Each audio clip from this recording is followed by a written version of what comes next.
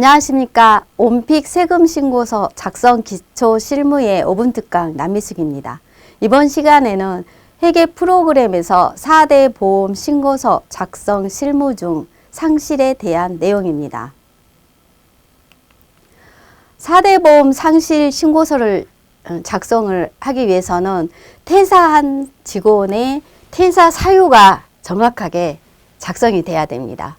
그리고 어떤 사유로 퇴사를 했는지, 자진 퇴사인지, 회사 사정에 의한 퇴사인지, 퇴사 사유에 대한 기본 코드를 확인을 해서 정리하는 내용이 중요합니다. 그리고 퇴사신고 명세서에 해당되는 퇴사일과 퇴직금이 확인이 돼서 퇴사자의 기본 자료 정리를 해 놓습니다. 다음은 퇴사한 달의 마지막 급여 정리를 확인하는 화면인데요. 급여 자료에 입력에 들어가서 퇴사한 직원을 불러오기로 해서 급여를 입력을 할 때 기본급, 기타, 비과세 수당 등을 정리를 하는데 이때 비과세에 해당되는 항목을 정확하게 입력을 해줘야 합니다. 그리고 4대 보험 부과되는 내역도 확인을 해서 급여 명세서를 저장을 합니다.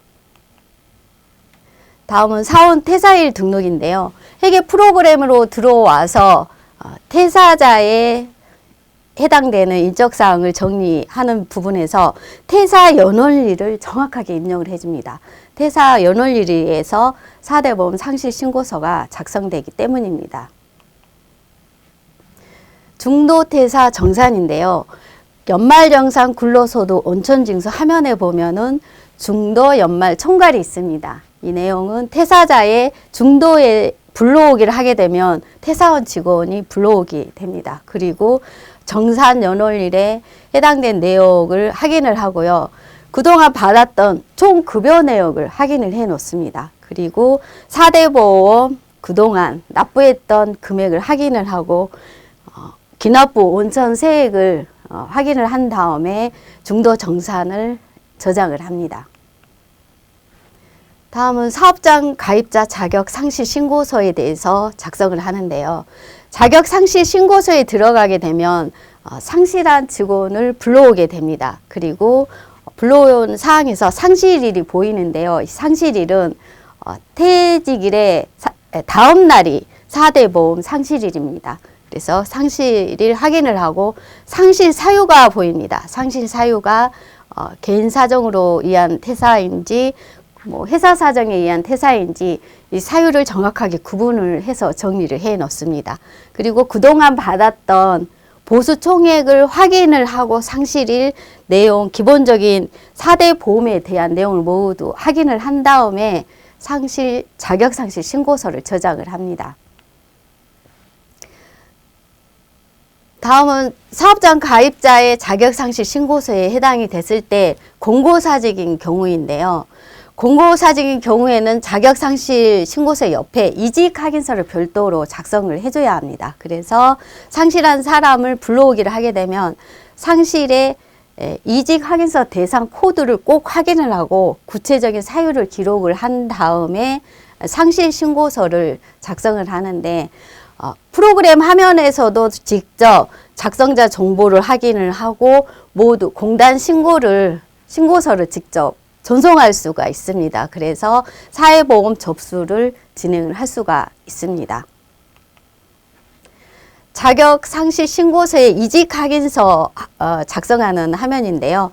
다시 이직 확인서 내용으로 들어오게 되면 마지막 이직 사유가 이직 확인에 대한 내용이 정확하게 작성이 되어 있는지 확인한 다음에 공고사직인 해당이 되면은 기록을 하고 최종 마지막 3개월 급여를 작성을 해서 이직 확인서를 저장을 해서 공단에 접수를 해야 합니다.